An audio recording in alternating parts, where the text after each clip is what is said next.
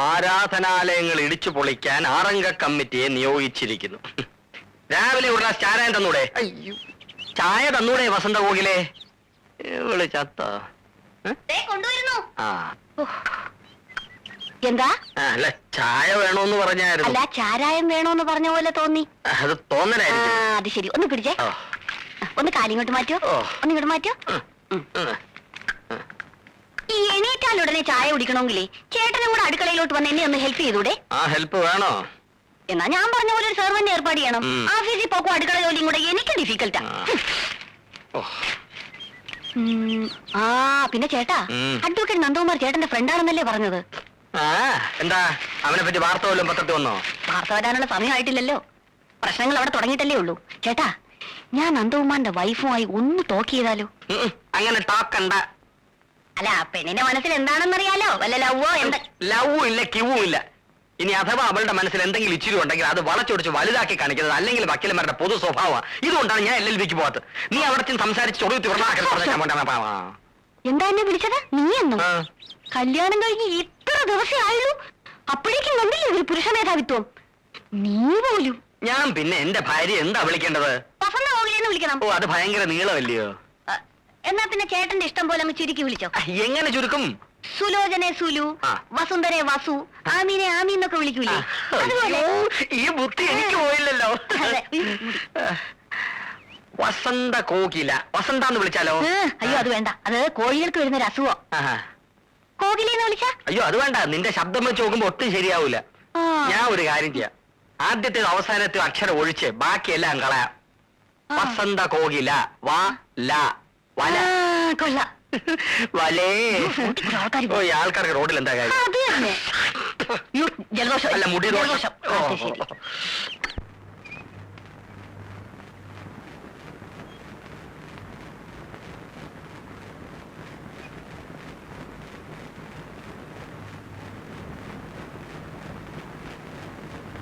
വല്ല കവിതയോ കഥയാണോ എഴുതുന്നത്?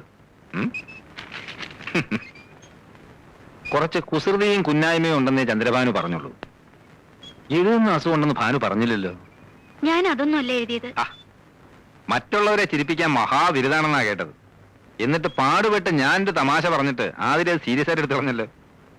കോടതിയിലെങ്ങാനമാണിത് പൊട്ടിച്ചിരുന്നെങ്കിൽ ഇപ്പൊ കൂട്ടച്ചിരി ഉയർന്നേനെ.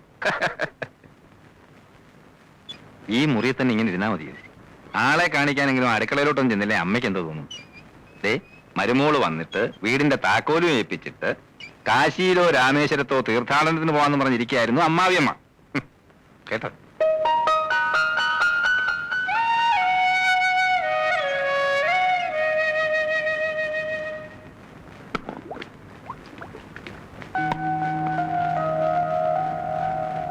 അടുക്കള കാര്യങ്ങളിൽ അമ്മയെ സഹായിച്ചിരുന്നത് അനിയത്തിയാണെന്ന് ഞാൻ അറിഞ്ഞു.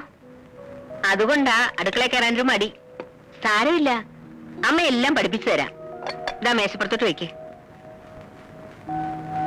അമ്മയ്ക്ക് ചെയ്യാൻ വയ്യാഞ്ഞിട്ടല്ല, ഭാര്യമാര് വെച്ചു വിളമ്പുന്ന കഴിക്കാനാ ഭർത്താക്കന്മാർക്ക് ഇഷ്ടം. അവരുടെ ഇഷ്ടാനിഷ്ടങ്ങൾ അറിഞ്ഞു പെരുമാറുന്നതാ ഒരു പെണ്ണിന്റെ മിടുക്ക്. അങ്ങനെയൊക്കെയാ നമ്മൾ അവരുടെ മനസ്സിൽ കടന്നുകൂടേണ്ടത്. എന്താ ചെയ്യേണ്ടതെന്ന് പറഞ്ഞാ മതി. ആദ്യമൊക്കെ ഞാനും ഇങ്ങനെയായിരുന്നു.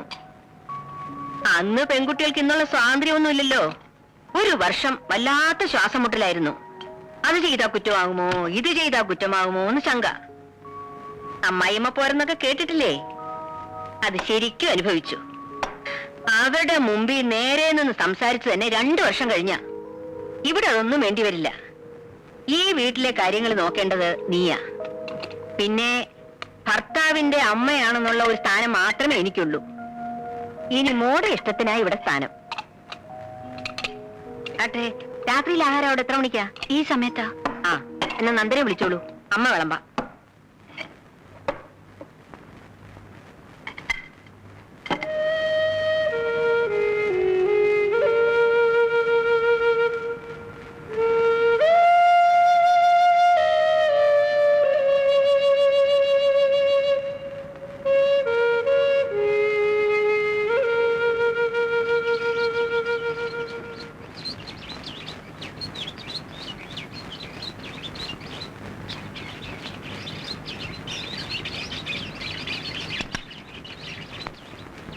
ഇരുന്ന് തണുക്കുന്നു. അവൾ എണീറ്റില്ലേ മോനെ? ഉണർന്ന് കിടക്കാന്നാ തോന്നുന്നത്. എന്നാൽ ഇനി അവൾ എണീറ്റിട്ട് ചൂടാക്കാം. അമ്മേ, അമ്മ ശ്രദ്ധിച്ചോ? അവൾക്ക് എന്തോ ഒരു പ്രയാസം. വന്ന് കയറിയപ്പം മുതൽ ഞാൻ ശ്രദ്ധിക്കുന്നതാ. എന്ത് പ്രയാസം? അമ്മ എന്നെ മറക്കണ്ട. അമ്മയ്ക്കും തോന്നിയില്ലേ? നമുക്ക് തെറ്റ് പറ്റിയോ അമ്മേ?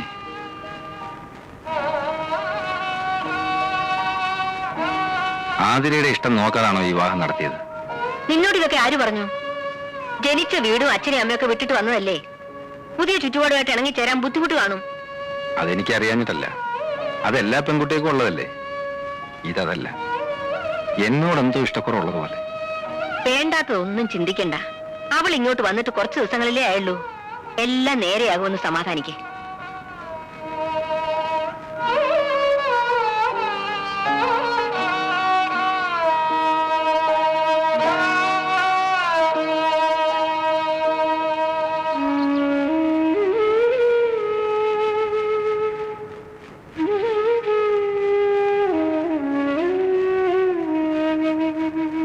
ഇന്നെന്താ പല്ലുതേപ്പും കുളിയൊക്കെ വേണ്ടാന്ന് വെച്ചോ?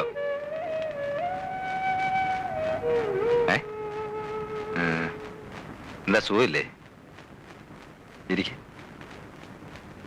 ആതിരയ്ക്ക് ഇവിടെ എന്തെങ്കിലും ബുദ്ധിമുട്ടുണ്ടെങ്കിൽ തുറന്നു പറയണം. എന്നോട് പറയാൻ മടിയാണെങ്കിൽ അമ്മയോട് പറഞ്ഞാൽ മതി. അമ്മയെ ഒരു അന്യായിട്ട് കാണരുത്. അമ്മ വെറും പാവാ. കാര്യമായിട്ട് എന്തോ പ്രയാസമുണ്ട്. മുഖം കണ്ടാലറിയാം.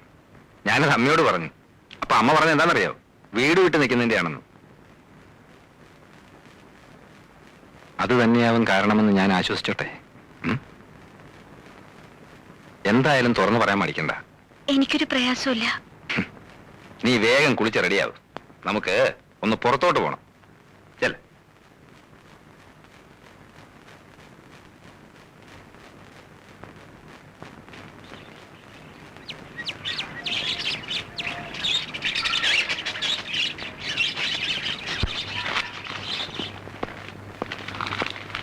അല്ല, ഒരുങ്ങാൻ പറഞ്ഞിട്ട് ഒരുങ്ങിയില്ലേ?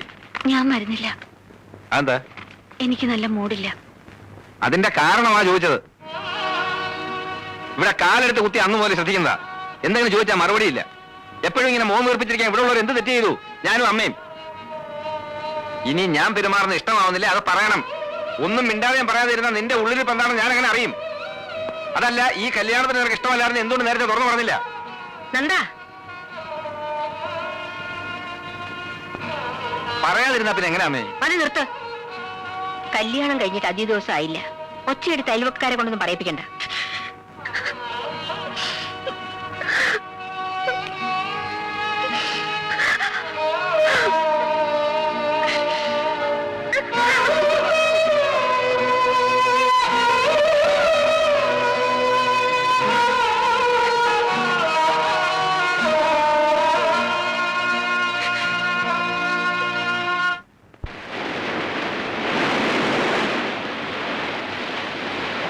ഒരു വിവാഹ ജീവിതത്തെക്കുറിച്ച് ചിന്തിച്ചു തുടങ്ങിയപ്പോ കുറേയേറെ ഞാൻ മനസ്സിൽ കണക്കുകൂട്ടി.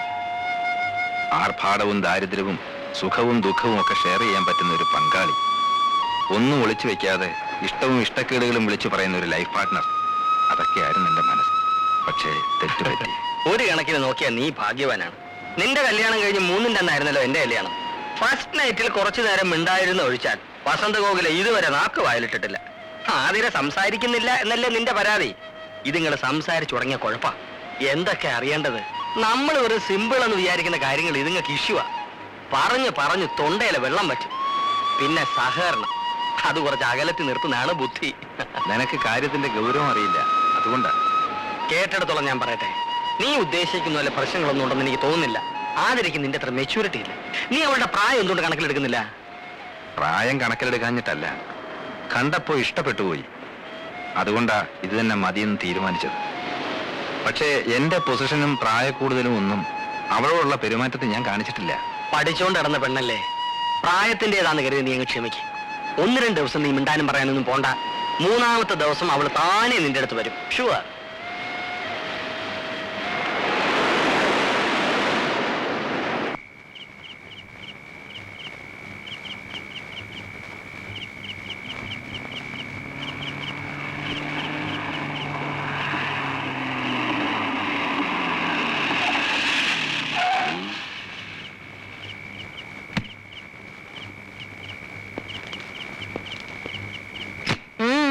ഇതുവരെ എവിടെയായിരുന്നു? രാവിലെ ഒന്നും പറയാതെ ഇറങ്ങിപ്പോയതല്ലേ? വക്കീൽ ഓഫീസിൽ നിന്ന് ജമാല് വിളിച്ചിരുന്നു. നീ ഇന്നങ്ങോട്ട് ചെന്നതേ ഇല്ലെന്ന് പറഞ്ഞല്ലോ. ആ, അങ്ങോട്ട് പോയില്ല. വൈകിട്ട് ഉണ്ണിയെ കണ്ടു. അവനുമായിട്ട് കുറച്ചു നേരം കടപ്പുറം സംസാരിച്ചിരുന്നു. ഉണ്ണി അവളെ കൊണ്ട് ഇങ്ങോട്ടൊന്നും വന്നില്ലല്ലോ. വരണ്ടാന്ന് ഞാൻ പറഞ്ഞിട്ടാ. ഇവിടെ ഇപ്പൊ ആരെ സൽക്കരിക്കാൻ പറ്റിയ അന്തരീക്ഷമല്ലല്ലോ. അവളെന്തേ? അവള് കിടന്നു. എല്ലാം കഴിച്ചോ? ഞാൻ നിർബന്ധിച്ചവൻ പേരിന് 2 വെറ്റ് കഴിച്ചു. വിവാഹം കഴിക്കാഞ്ഞായിരുന്നു ബഹളം. ഇപ്പൊ അമ്മയ്ക്ക് സന്തോഷമായല്ലോ.